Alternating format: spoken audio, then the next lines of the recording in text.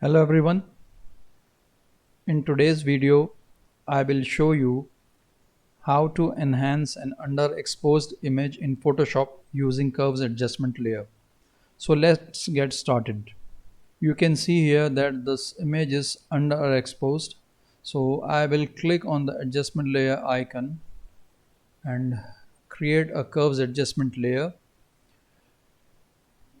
Click on this icon and hover over this area because this is too dark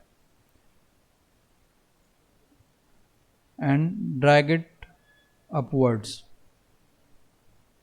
So you can see here that we have corrected the exposure of this area, but if you see here we have overexposed this area. So what we will do is make sure this is selected, click here and drag it down.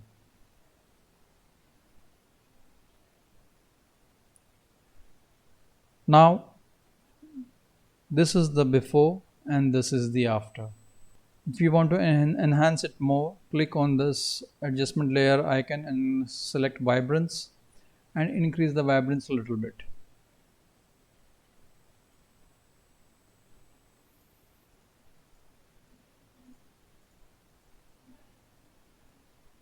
Increase the saturation as well.